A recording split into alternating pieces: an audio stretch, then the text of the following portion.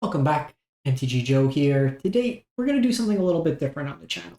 I'm always open to feedback on the channel. We've continued to grow. There's been a lot of great feedback, and I try to take in as much as possible.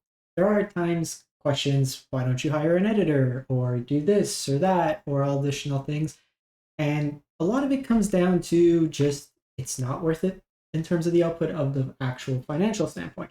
So I wanted to be transparent here, and I think it's good in all avenues of life. I think there should be better pay transparency for your day job, stuff like that.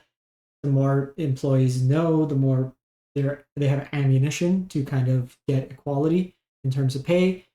So I think that's important. So I'm going to share kind of some of the numbers behind how much I make off doing YouTube content for Magic the Gathering, particularly Magic the Gathering Arena. So for background, I've been doing this casually, more as a fun project, started in 2018, picked it up a little bit more over COVID, and kind of found my niche doing metagame analysis, stuff of that nature. While we do play some games and we do live demos, I try to do more informative content, mostly short form, about 10-minute videos. I do like gameplay that could be upwards of an hour and occasional live streams. So that's kind of the background of where we're at. So I'll go over some of the stats, kind of how much we make, kind of stuff like that.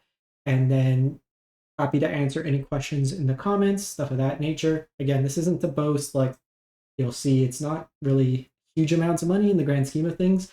I would be basically at the poverty line or below in some cases of like below like hourly rate of minimum wage. If you actually factor like the work that goes in behind the scenes, I do this because I like playing Magic. I like talking with the community. I like providing resources and kind of teaching, helping, and especially with the live ones, just kind of chatting with folks and kind of getting better collectively as a community. So we're going to jump in and go through some of this stuff. I'll show some examples of various forms of content. So in the last 28 days, I've had 78,000 views. I usually average about 100,000. Going into the summer months tends to be a bit slow, all things considered. If we look at, for example, the last 365 days, I have about 1 million views, if not larger, and about 10 million impressions, all things considered. So if we look then just going to the last 28 days for the channel itself, I've generated $367 of profit. This is in Canadian dollars. So it's being converted. So US is going to be a bit lower, all things considered. So in this case here, about 90,000. My usual average is between 75 and say 100,000 views. If we look at this, it's my usual average is between 320 and 410 for a month. I pretty much put out a video every day, so it's about 30 videos that this is all kind of equating to. If we look in the calendar year 2023, I did $5,298. I got over 1 million views, 1.2 million, and almost 100,000, about 3/4 of 100,000, 77,000 hours of watch time. All in all, that's equating to about, say, over the course of the year, I was between about 9 and 12,000 subs on the channel itself. So we can see kind of the numbers there. If we're looking kind of the trends with the revenue, we can see the big number that you'll see here. Like you could kind of see the month to month where we kind of peak. For me personally, my biggest peak was in December of 2023 when Timeless came out. I had a couple of videos pop off there. With my channel, most of my videos get anywhere between, say, 1,000 and 5,000 views. I'm fairly consistent in those numbers, which is great because at least I could kind of generate a general idea. While I've had a couple hit like over 10,000, for the most part, I'm not getting huge spikes and then like 200 video views on the other. So we've kind of stabilized in terms of view count itself. If we're looking at like the month to month, you can see it's always hovering around that 400 range, with the month of December where we really popped off with Timeless, did a bunch of content. It was holiday time, so I had more time for content. For background as well, I do work a full-time job and have all the adult responsibilities that do come with that. So this is really in my leisure time, it's things that we kind of go from. Majority of the actual income itself is coming from watch feed pages. So basically the little ads that you see, I try to limit maybe, so for if there's say a 1 hour video, there'll probably be 2 to 3 ads throughout, and they're usually try to limit it as quick as possible. There's a great community support. I don't actively push, subscribe in terms of monetary for the folks who can. It does come out. It works out to about $100 a year. So it's not huge amounts, but it does kind of help all things.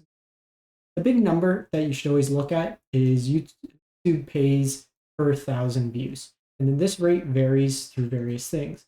There's a bunch of factors that they equate. So some people might have slightly higher, depends on the content you're streaming as well, that the revenue per 1K will differ. So I usually hover around like the 4.5 range in terms of like the actual revenue for it.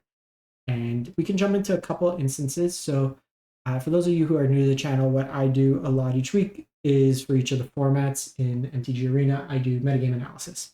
The most popular of my videos for this is the standard format, best of one variant. This is a recent example of one of the standard videos. We got about 3,500 views on it, 200,000 watch hours, equating to revenue of $20.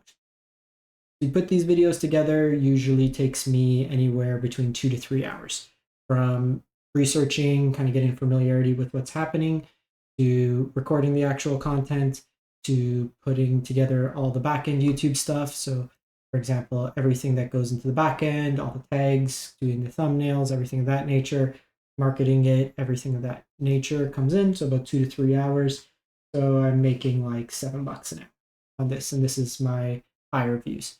If we look at like the type of content itself, generally these videos, you can see that would be my highest. Most are coming in at about 2,000, stuff of that nature. So then you're getting a little bit lower. If we look at, for example, this is kind of one that didn't do as well. 1,500 views, it only made $5. And that takes the same amount of time. But we try to cover content in a variety of different ways to help out folks in terms of the different formats. In terms of YouTube Shorts, this is the highest YouTube Shorts in terms of views that I have, just under 15,000 views. That equated to $2 in revenue. Most of the YouTube Shorts are sub 50 cents in terms of like the quantity and just recording, stuff of that nature. So it really doesn't make huge amounts of sense unless stuff really pops off, or for the amount of like work to record, edit, do all these things when you're making like, just go buy your coffee. It's cheaper than putting the time and the hours in for something like that. I'll occasionally do it because it's fun, but it wouldn't be something I would devote. Like most of my YouTube Shorts, again, sub themes, like a couple thousand, if that. Like even if we look at something, this was my most recent. It was for my curled foils. 2,200 views, got 50 cents. So we are going to retire very soon off our 50 cents. Kind of going on. This is what an average long form. So most of my long form content gets about 2 to 2.5, or 2 to 3,000 views on a good day. Sometimes it's as little as 800 to 1,000.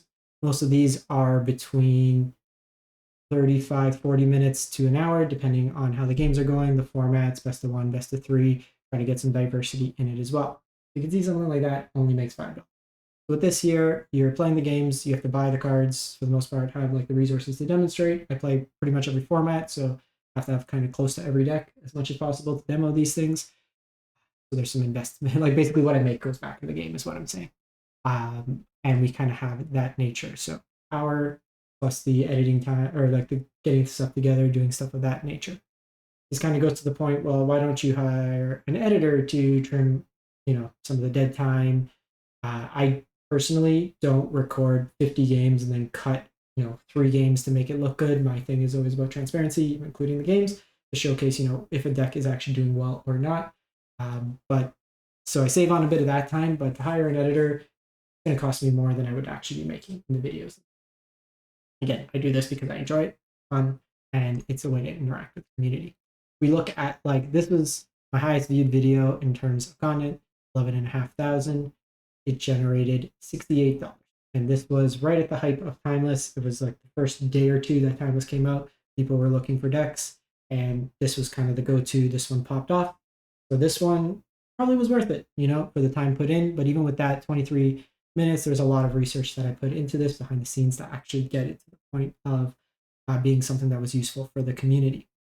So there's a lot of like cool stuff you can see. The big thing, like I said, if you want to kind of extrapolate to get a general idea, it's about 4.5, say. You can kind of times it by the amount of views.